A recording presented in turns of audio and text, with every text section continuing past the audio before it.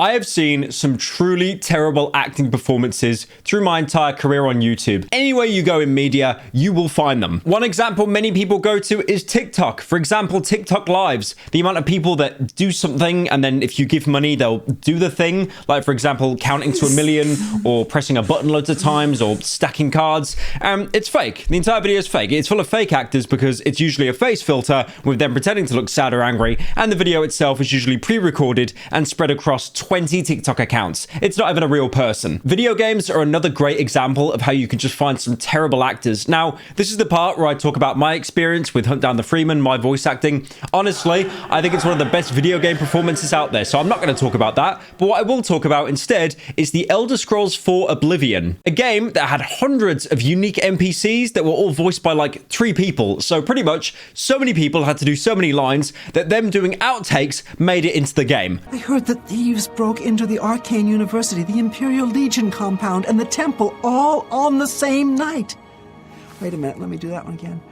I heard the thieves... All right, I feel like I'm stretching it a little bit. Maybe that isn't a bad actor. Maybe that's just a bad situation for an actor. But you know where you can find some bad acting? Film and TV. Now, keep in mind, I'm not talking about bad actors in the sense of people that are genuinely good actors. They're just really hard to work with. There are loads of people that fit that category. For example, Charlie Sheen, Mike Myers, Edward Norton, for example, how he walked on the set of that black and white film despite he wasn't even being cast. But today, what we're talking about is a viral meme, one which you may have seen. For example, this image, which shows telling a pothead they have an addiction versus telling an alcoholic they have an addiction. Now, these memes originated from some of the best, worst acting I've ever seen, and this show is The Good Doctor. And the scene in question where this meme originated from, it is a combination of some of the most worst overacting I've ever seen in my life, and also some of the most subtle underacting that could basically get you an Oscar. But the context to this scene you may have seen floating around is a surgeon is basically losing his job for having meltdowns on the job and also being very unprofessional. And it's led to a final confrontation with his boss, basically saying, "You're fired." I am a surgeon. Do you realize that you're proving my point? That you're acting immature, showing that you don't know how to communicate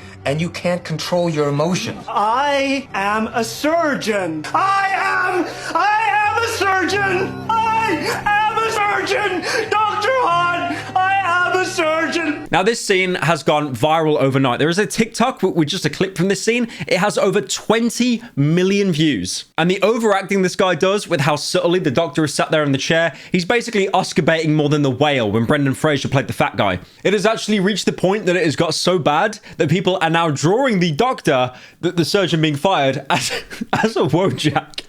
I feel this happens with like every kind of like meme or reaction format. Whenever it peaks, a Wojak is made of it. And as soon as that happens, the meme will slowly start to fade into obscurity. I mean, we're already seeing it now. I'm a day late. That's basically being a year late to an internet topic. Now, I feel like I have to give a fair bit of background or context to this story because honestly, for the next generation, maybe several generations, people will be talking about this doctor's performance. My grandchildren certainly will. Now, I mentioned before how this is from a show called The Good Doctor, which is a medical drama. And like most medical dramas, there's so much slop in there. It's like 20 episodes a season. I think I need to put it out there, but medical shows or like any kind of like, you know, medical dramas in general, there is so much filler, you can make a sandwich out of it.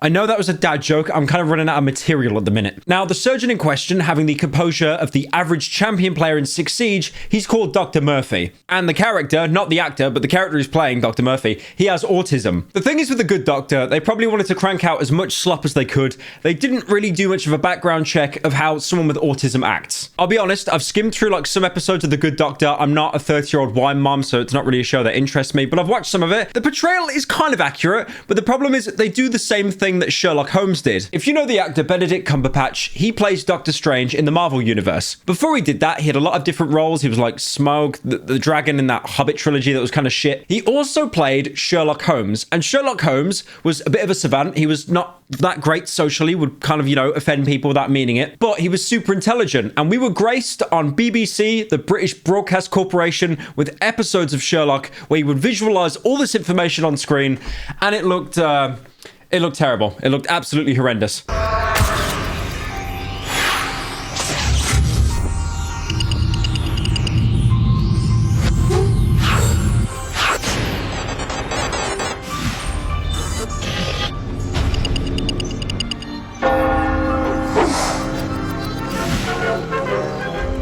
That That is real editing, by the way. That is not a joke. I assume the editor that day got sick and his son came in to like finish off the job, or maybe they just hired someone off Fiverr. The problem is though, they have this Dr. Murphy. He does the exact same thing. There are scenes in the show where he visualizes, you know, like photographs and x-rays, photographic memory. What they're trying to do, obviously, is portray Dr. Murphy as like some kind of like autistic savant. So he's very specific in one area that he excels in because it's almost like kind of an obsession. The problem is people are going to watch this and be like, oh, that's who everyone with autism is. They're like Rain Man.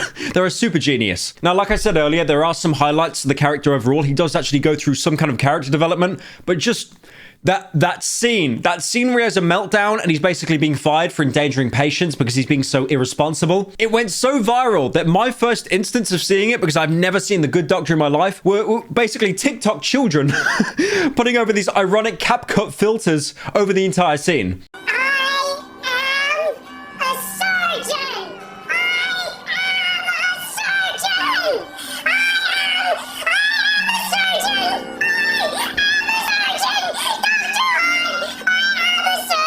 I also like this picture they took of the show with Dr. Han with the following caption. In less than 24 hours, this character went from being a random TV Daniel Day Kim character to a hero of the people. There was also a small subsection of people that purposely misinterpreted the entire rant of him going, I am a surgeon. I am a surgeon. They got it completely wrong on purpose, deliberately, saying that he is in fact a sturgeon, the kind of fish, not Nicola Sturgeon, the Chancellor of Germany. The thing is though, about this show, again, I know very little about it, but it seems crazy that the same guy that made House made this show, because House was apparently really good. This just looks mostly like kind of slop that wine moms watch. Also, it seems to kind of follow like the same principles. I mean, both the characters can come across as unlikable. House himself is just kind of an asshole, but then this character, Dr. Murphy, he doesn't really mean it because he's got autism. He just kind of like, you know, socially misses some cues and stuff. A good example of him being offensive without actually meaning it, there's a trans boy that's like on an operating table, and then he just goes up to the guy and says, no, like you're a girl. You have 2 X chromosomes. I checked.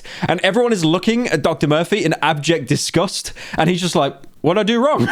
I'd like to think as well of all the wine moms that unironically tune in to watch every single episode of The Good Doctor, all 300 episodes per season, and then they tune in to see this bit where he has a meltdown, and they're like, oh my god, my heartstrings are pulled, let me sip on some wine. Meanwhile, like all the TikTok generation, including me, we tune into it, we just see this on our For You page, and we're just like, why is bro screaming? I also like this edit as well, where they photoshopped Dr. Han to look like Johnny Gat from Saints Row. More effort went into that edit of Johnny Gat than the entire Saints Row reboot, because as we all know, that game sucked. I mean, the Saints Row reboot, you know it came out, right? And no one's talking about it anymore. Like, it fell off. There's also been a lot of comparison memes because Dr. Murphy is like a white guy. A lot of people are just saying, like, white people when you say you don't like Bladey. And my personal favorite, white people when you tell them you don't like JPEG Mafia, which just reminds me of this interview he did with Anthony Fantano like 5 years ago. You're really about to make me go in. Okay, so for every sheltered cracker on 4chan who's comparing me to MC Ride and all that shit. No. I want to, hold on, let me grab the mic. I'm about to go in this shit. The Death Grips ones for sure. Let me tell you something. I don't have no problem with Death Grips, but you Death Grips fans piss me the fuck off. Now, to the few that actually see Dr. Murphy and you think, like, where have I seen this guy before? He's an English actor. I'm very sorry about that. I do, on behalf of Great Britain, apologize. But his name is Freddie Highmore. Now, this guy was actually in, like, a lot of films when I was growing up. He was Charlie in Charlie and the Chocolate Factory. I think he was in a film called Arthur and the Invisibles. And he was also in the Spiderwick Chronicles. They were kind of mid-films, but, like, you know, as a kid, when you're, like, unironically 10 years old, you don't give a shit. He was Astro Boy as well, and then he played Norman Bates in the Bates Motel. Now, he's a kid actor turned into an adult actor, and honestly, the fact that he's even in this show at all, that's a testament, because there are so many child actors that cannot make that transition into like adult, you know, like more mature films. They get completely screwed over because they can't actually act like an adult. So the fact that he's made it into like a pretty successful TV show, even though I will never watch it in my entire life, I respect it. The reason why I'm saying that is like I cannot imagine more actors that fell off. I mean, like Game of Thrones, look at that. Where are any of them now? Unironically, where are any of them? I know the little British girl that like screamed a bit. She became Ellie in The Last of Us. That's it, bro. It's all I can think of. I'm pretty sure Pedro Pascal was also in Game of Thrones, but he actually was also an adult at the time as well. But yeah, basically, I just wanted to talk about that because it has been all over my For You page, and I'm hoping that by talking about it, I kind of banish it. That is the best way to kill a meme, for me to talk about it.